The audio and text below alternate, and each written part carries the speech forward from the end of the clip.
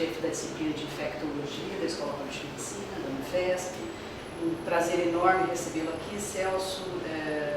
Certamente você hoje representa um pesquisador importante nesta área e certamente um conhecedor brilhante sobre a crise que estamos vivendo em relação ao H1N1, que tem preocupado a população brasileira e nós especialmente não podemos nos furtar de tê-lo com a gente para que você possa nos contar um pouco sobre esta questão que parece que apareceu de repente. É verdade, Celso?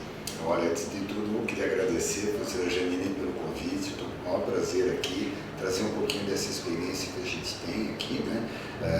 O nosso laboratório aqui no Unifesp já se dedica, junto com a doutora Nancy Belay, há quase 20 anos ao estudo da gripe, né? Então a gente acumulou uma experiência nesse assunto, né? E realmente, sob certa forma, foi sim uma surpresa, né? Você se lembra que a gripe suína, né, como a gente chamava na época, ela surgiu em 2009 e ela foi uma coisa assim que a gente temia muito que acontecesse, porque a gente sabe que historicamente, a cada 40 anos, aparece um vírus da gripe novo. Isso é estatístico, né? Desde que a gente tem registro, a gente sabe que a cada 40 anos vem uma gripe nova. Então a gente estava esperando que pudesse acontecer. Mas essa gripe pegou a gente de surpresa porque ela foi uma combinação de 3 vírus diferentes, o humano, o suíno e o de ave. E toda vez que isso aconteceu, sempre foi uma catástrofe, né? Por exemplo, isso aconteceu na gripe espanhola em 1918, que matou uma coisa perto de 50 milhões de pessoas. Naturalmente, em 1918, uma realidade totalmente diferente, não tinha UTI, não tinha antibiótico, não tinha terapêutica muito primitiva, né?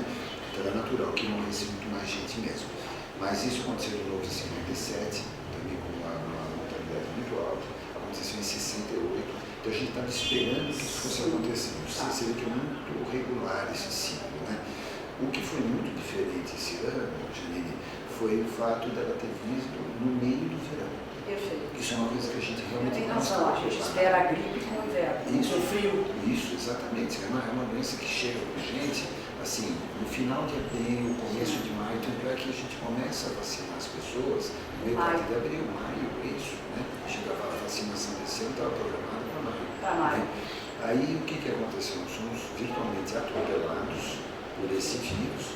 O próprio sistema de saúde como um todo não estava preparado, quer dizer, os hospitais estavam preocupados com Zika.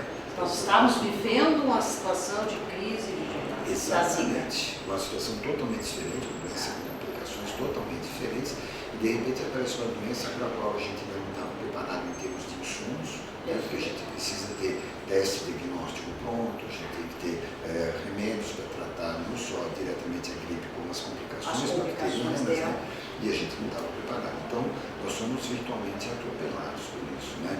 Agora, é importante também a gente transmitir para as pessoas que, assim, a gente tem muitos recursos para lidar com essa situação hoje em dia, e as pessoas estão acompanhando na imprensa leiga, que felizmente está repercutindo isso tudo, né? Mas até para acalmar as pessoas, no sentido assim, a gente não tem dados, por exemplo, de que essa doença esteja sendo pior do que ela foi nos anos anteriores, né? É lógico que a gente vai precisar fazer uma série de estudos ainda acadêmicos em cima disso, mas esse número muito grande de mortes que a gente está vendo está diretamente proporcional ao grande número de pessoas que ficam doentes. Então, se você tem, por exemplo, 1000 pessoas que tiveram gripe, você talvez tenha uma morte. Se você tem 1 milhão de pessoas, você vai ter muito mais, porque isso é proporcional. E a gente, nesse momento, não tem evidências de que ela seja mais grave do que as outras, né? Então, talvez pelo efeito surpresa e despreparo. Exatamente. Uma das questões que sempre as pessoas, nem só as pessoas não da área, até nós da área da saúde, por vezes a gente ouve colegas dizerem assim: nossa, não vou fazer essa vacina porque depois eu vou ficar mal, vou ficar gripada. Essa vacina não é boa. Então essa é uma pergunta recorrente que é interessante que você puder trazer a segurança em relação a isso. Realmente, os profissionais de saúde ao longo dos anos, eles ficaram já muito mais afeitos à vacina do que eles eram no passado, né? Nós quadruplicamos o número de vacinas que nós estávamos aqui no Hospital São Paulo, por exemplo, né? Isso melhorou muito, porque o profissional de saúde, qualquer que ele seja, ele não pode pegar gripe, né?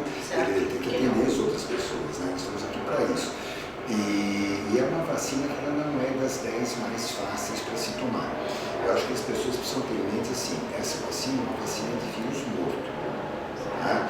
Isso é bom sobre alguns aspectos e ruim sobre outros, mas assim, a primeira lição disso é que ninguém pega gripe por causa da vacina. Não tem como, é uma vacina de vírus morto.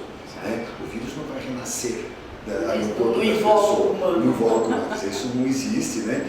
E agora, por outro lado, isso torna a vacina menos eficiente. E é por isso que a gente a cada ano tem que dar vacina. Uma porque o vírus sofre mutações ao longo do tempo, isso é natural.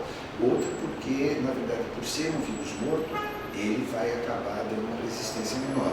Mas ele só precisa durar durante mais ou menos 6 meses, até acabar o inverno. Perfeito. Né? Depois disso, não tem importância. Agora, é muito comum, como você lembrou, as pessoas terem efeitos colaterais da vacinação. São principalmente locais. A pessoa em geral tem dor, às vezes o braço fica vermelho, algumas pessoas se incomodam mesmo, não tem dúvida, mas a gente não pode também querer dourar a pílula. Eu acho que se as pessoas estiverem preparadas para isso, elas vão tolerar com mais facilidade. Que o efeito dessa vacina é tão maior do que o vermelhidão, a dor local. Isso é que é importante, a pessoa saber que vale a pena ter esse desconforto, porque é muito pior você ter gripe, com certeza. E certamente que o efeito do estado gripal que algumas pessoas às vezes desenvolvem não é relacionado à vacina, né? Porque ela estava imunologicamente deprimida, porque aquilo ia acontecer.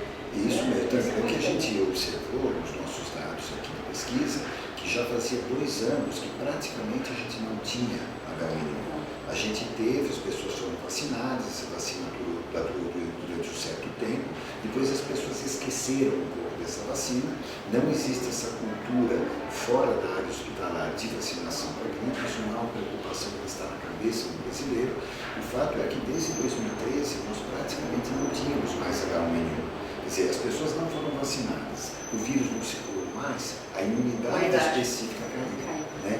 E aí esse vírus foi reintroduzido, a gente não sabe exatamente como, as pessoas devem ter lido na imprensa leiga de que teria sido por turistas que tiveram no hemisfério norte, essa é uma possibilidade que existe, mas esse vírus estava circulando no norte e no nordeste do Brasil.